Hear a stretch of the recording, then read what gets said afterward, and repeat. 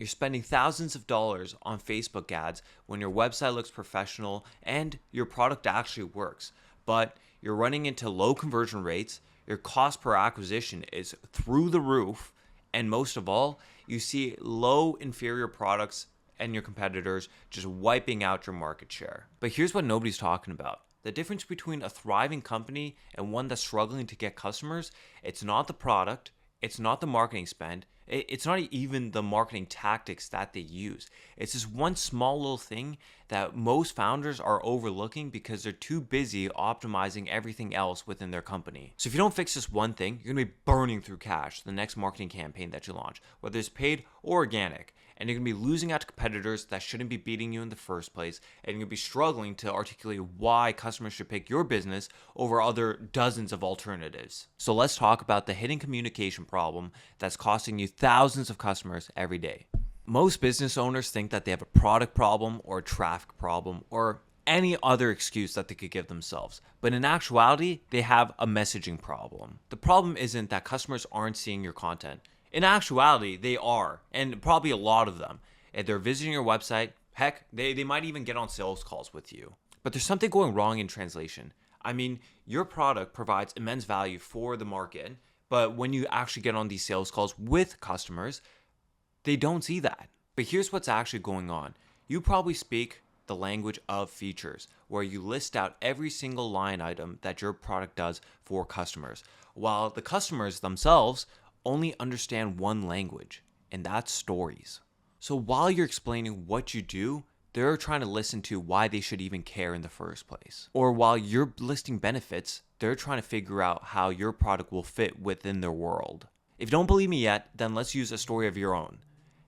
The last time you talked to another business owner, within the first, let's say, 5 questions of asking each other, what was the one thing that you always ask? How did you start the business? You didn't ask about the technical details, that comes later. But the first few questions you will always ask is how did they get into the position that they currently are? That's what I call the founder story. And that's what's wrong with your marketing. You're only listing the features, but not treating it like a conversation with the customers. If there's one thing that you take away from this first point that you remember, it's that you're talking the language of yourself and not of the customer. Now that you know the problem, I want to show you how big of a gap you could take advantage of if you actually master this skill. Take Bago, one of my clients at the agency, where when he first started YouTube by himself, he was struggling with not views because he was getting plenty of it, but he was struggling to how to turn those views into actual sales numbers. And the main thing that we found is that people were not relating with the story. Sure, they were watching the video just to see the value that he could provide, but value is not enough nowadays. The customer sophistication in 2025 is so high. I mean, like 5 years ago when I was marketing, it was so easy. You could just run one ad and I guarantee you, you would make at least 4x on that ad. Nowadays, you have to front load so much value and sometimes that's not even enough. But the biggest sales mechanism that we notice with Bago is just relating to the audience and humanizing him more. So he explains his founder story and as well explains his experience so that it places him as an authority. So once we started putting the credibility block, we noticed that the sales numbers were going so high because they were relating to Bago. They're going through the same journey that Bago went on 3 years before that.